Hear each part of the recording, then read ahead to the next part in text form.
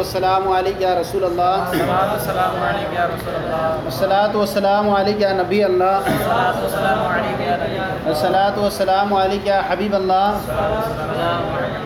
وعلی آلک و اصحابک یا نور اللہ صلی اللہ تعالی علیہ وسلم۔ فرماتے ہیں کہ علم معنی کی تعریف فرمائی، وہ علم ہے یعنی وہ ملکہ ہے جس کے ذریعے سے ادراکات جزیہ پر قادر ہوا جائے۔ اب یہاں پر ملکہ جو ہے علم ہے دو معنی میں استعمال ہوتا ہے، ایک ملکہ یعنی ادراکات جزیہ پر، اور ایک اس کا استعمال ہوتا ہے نفس اصول اور قواعد معلومات پر۔ تو یہاں پر دونوں مراد ہو سکتے ہیں، ادراکات جزیہ کے انسان پر قادر ہو جائے اور نفس اصول اور قواعد معلومہ کے مسائل پر کیا ہو جائے، قادر ہو جائیں۔ یہاں پر دونوں مراد ہیں، اور اس کے بعد یہاں پر بیان فرماتے ہیں وَلِاسْتِعْمَالِهُمُ الْمَعْرِفَةُ فِي الْجُزِيَّاتِ۔ دوسری بات یہ کہ ان کا استعمال کرنا معرفت کو جزیات میں، معرفت کو جزیات میں استعمال کرنا۔ اچھا، ایک چیز یہاں پر پیچھے بیان کی گئی تھی کہ ادراکات جزیات کو ادراک کی صفت بیان کرنا درست نہیں، کیونکہ جزیات یہ صفت ہے اور ادراکات یہ مصدر ہے، اور مصدر وصف محض ہوتا ہے، اور وصف محض کی جو ہے صفت نہیں بنتا ہے، لہذا اس کے لیے کم سے کم صفت بنانے کے لیے کوئی ذات ہونی چاہیے۔ تو لہذا اب یہاں پر ہم کہیں گے، اس سے پہلے ہم نکالیں یدرک بہا علی ادراکات جزیہ، تو اب یہاں یدرکات مدرکات کے معنی میں ہو جائے گا، اب اس طور پر اس کی صفت بنانا صحیح ہو جائے گا۔ تو اب یہاں ادراکات جزیہ یہ موصوف صفت سے مل کر کیا ہو جائیں گے، مضاف ہے۔ اب مدرکات کی صفت بنیں گے، یعنی عبارت نکلے گی یدرک بہا یقتدر بہا علی ادراکات، یقتدر بہا علی ادراکات جزیہ، یعنی جس کے ذریعے سے وہ قادر ہو کس پر، ادراکات جزیہ کے ادراک پر، یدرک بہا علی ادراکات جزیہ۔ تو اس اعتبار سے نکالیں گے تو یہ خرابی لازم، حالانکہ کیا کہا تھا انہوں نے، حالانکہ کلیت اور جزیت ادراک کی صفت واقع نہیں ہوتے ہیں، تو انہوں نے کہا یہاں پر مضاف محذوف ہے، اور عبارت نکالی جائے یقتدر بہا علی ادراکات جزیہ، اس طور پر کہ ادراکات مدرکات کے معنی میں ہو جائے گا، اور اس طور پر یہ ادراکات جزیہ یعنی علم معنی ایسا ملکہ ہے جس کے ذریعے سے ادراکات جزیہ کے ادراک پر قادر ہوا جائے۔ پھر اس کے بعد یہاں پر شارح نے جو ہے علم کا جو ہے استعمال فرمایا، علم کا معنی دو معنوں میں استعمال فرمایا، علم دو معنوں میں مشترک ہے، ایک تو یہ ہے کہ ادراکات جزیہ ملکہ کے معنی میں مشترک ہے، اور ایک ہی ساتھ ساتھ نفس اصول اور قواعد معلومہ کے معنی میں ہے، اور قاعدہ یہ ہے کہ تعریف کے اندر مشترک لفظ کا استعمال کرنا درست نہیں ہوتا ہے، لہذا مصنف کو اپنے اس تعریف کے اندر ایسا مشترک لفظ کا استعمال کرنا نہیں چاہیے تھا۔ تو انہوں نے فرمایا مشترک لفظ کا استعمال اس وقت ناجائز ہوتا ہے جب کہ ان میں سے ہر ایک کا معنی مراد لینا صحیح نہ ہو، اور اگر ان میں سے ہر ایک کا معنی مراد لینا صحیح ہو تو ایسی صورت میں اس کا استعمال کرنا صحیح ہوتا ہے، اور یہاں دونوں کا معنی الگ الگ طور پر استعمال کرنا صحیح ہے۔ شارح نے اب یہاں پر وَلِاسْتِعْمَالِهُمُ الْمَعْرِفَةُ یعنی معرفت کا ان کا استعمال کرنا جزیات میں، اور ان کا معرفت کو استعمال کرنے کی وجہ سے جزیات میں، تو فرمایا یعرف بھی یعنی وہ علم ہے جس کے ذریعے لفظ عربی کا احوال کو جانا جائے۔ یہاں پر اعتراض یہ ہے کہ مصنف نے علم معنی کی تعریف میں یعرف کا لفظ استعمال کیوں فرمایا، یعلم کا لفظ استعمال کیوں نہیں فرمایا، صحیح ہے نہیں؟ تو فرماتے ہیں کہ اہل عرب جو ہے معرفت کا لفظ اس وقت استعمال کرتے ہیں جب کہ کیا ہو، جزیات کا ادراک کرنے میں، اور علم کا استعمال جو ہے کلیات کا ادراک کرنے میں استعمال کرتے ہیں، اور جو ہے احوال لفظ عربی یعنی تاکید اور مسند الیہ تقدیم و تاخیر وغیرہ یہ کیا ہیں، سارے کے سارے جزیات ہیں، کلیات نہیں ہیں، لہذا یہاں پر کیا ہے، یعرف کا لفظ استعمال کرنا، اس لیے فرمایا یعلم کا لفظ استعمال نہیں فرمایا۔ فرمایا کہ اور ان کے معرفت کا استعمال کرنے کی وجہ سے جزیات میں فرمایا اس کے ذریعے سے لفظ عربی کے احوال کو جانا جاتا ہے، اور علم معنی وہ علم ہے جس کے ذریعے ادراکات جزیہ کا ادراک کیا جائے، اور وہی معرفت کل فرد اور وہ ہر فرد کی معرفت ہے من جزیات الاحوال المذکورہ، احوال مذکورہ کے جزیات میں سے ہر فرد کی، بے معنی ان ای فرد یوجد، اس معنی کر کہ جو بھی فرد پایا جائے امکان ان نعرفہ بذلک العلم، کہ ہمارے لیے ممکن ہو سکے کہ ہم اس علم کے ذریعے اسے پہچان سکیں۔ یہ عبارت کیوں نکالی انہوں نے کہ اب انہوں نے یہ کہا کہ آپ نے جب یہ کہہ دیا کہ یہ علم ملکہ ہو گیا، ادراکات جزیہ پر انسان قادر ہو جائے، تو ادراکات جزیہ پر قادر ہے، کیا سارے ایک انسان کو ایک دم آ جائیں گے، ایک ساتھ ہی ادا کر دے گا؟ تو کہا کہ یہ مراد نہیں ہے، بلکہ انسان کے بعد ایک ملکہ ہونا چاہیے۔ اب جیسی اس کو ضرورت پڑے موقع محل کے اعتبار سے وہ استعمال کرتا رہے۔ مسند الیہ کی تقدیم کا بیان کرنا ہو تو مسند الیہ کو وہ تقدیم کر دے، تاخیر کا کرنا ہو تو تاخیر کا، قصر وصل و وصل کا بیان کرنا ہے تو وصل و فصل کا بیان کر دے۔ جیسے علم نحو کے معنی، اس میں علم نحو اس کو بہت سارا اچھے طریقے سے آتا ہے، پورا ملکہ حاصل ہے، لیکن سارے جو اس کے مسائل ایک ساتھ تھوڑی بیان کر سکتا ہے۔ تو کیا ہے ان یوجد امکنا ان نعرف بذلک العلم، کہ ہمارے پاس پائے جائیں اور ہم اس علم کے ذریعے بیان کرنے پر قادر ہو جائیں۔ ہمیں جہاں حروف مشبہ بالفعل کی ضرورت پڑی تو حروف مشبہ بالفعل کے استعمال کے طریقے بتا دیں، مستثنیٰ کا بیان کی ضرورت پڑی تو مستثنیٰ کے طریقے بتا دیں۔ پھر اس کے بعد انہوں نے آیا وقول التی بها یطابق اللفظ، اور وہ علم ہے جس کے ذریعے سے لفظ مطابق ہوتا ہے مقتضی حال کے۔ کہہ رہے ہیں اس قید سے احتراز ہے ان سے جو اس صفت پر نہیں ہوتے، مثلا اعلال ہے، ادغام ہے، رفع اور نصب ہے، یعنی یہ خارج ہو جائیں گے اس سے۔ کیوں؟ اور جو اس کے مشابہ مما لا بد منہ فی تادیۃ اصل معنی، کیونکہ یہ ایسی چیزیں ہیں جو اصل معنی کو ادا کرنے میں تو اس کے ساتھ ضروری ہوتی ہیں، لفظ عربی کے ساتھ شامل ہیں۔ اس تعریف میں کیا شامل ہے کس کے اعتبار سے؟ یعنی وہ علم ہے جس کے ذریعے لفظ عربی کا حوال کو جانا جائے، اس میں تو شامل ہے یہ، لیکن یہ قید کے ذریعے سے ان کو خارج کر دیا گیا، کیونکہ یہ جو ہیں ان کے ذریعے لفظ مقتضی حال کے مطابق نہیں ہوتا۔ معنی مراد کو تو ادا کیا جاتا ہے ان کے ذریعے، اعلال، ادغام، رفع، نصب کے ذریعے، لیکن مقتضی حال کو مطابق بنانے میں ان کا کوئی دخل نہیں ہوتا۔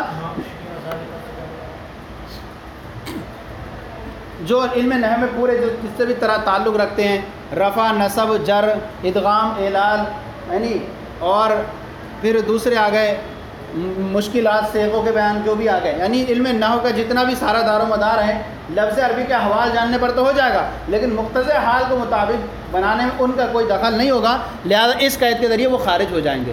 اچھا، اسی طرح محسنات بدیہ بھی خارج ہو جائیں گے، یعنی تجنیس، ترسی وغیرہ بھی خارج ہو جائیں گے۔ کیونکہ ان کا تعلق کس کے ہوتا ہے؟ مطابقت کی رعایت کے بعد ہوتا ہے، یعنی کوئی بھی جو ہوگا وہ کلمہ جو بنے گا پہلے کیا ہوگا؟ لفظ عربی کے حوال ہوں گے، مقتضی حال کے مطابق ہو جائے گا، اس کے بعد نمبر آتا ہے کس کا؟ اس کا ترجمہ یہ ہے کہ مما لا بد منہ، جس کے لیے ضروری ہوتا ہے معنی مراد کو ادا کرنا۔ معنی مراد کو ادا کرنے میں جن کی ضرورت پڑتی ہے، تو معنی مراد کو ادا کرنے میں یہ چیزیں ضروری ہوتی ہیں، لیکن کس میں نہیں ہوتا ان کا؟ مقتضی حال مطابق بنانے میں نہیں ہوتا، تو یہ خارج ہو جائیں گے۔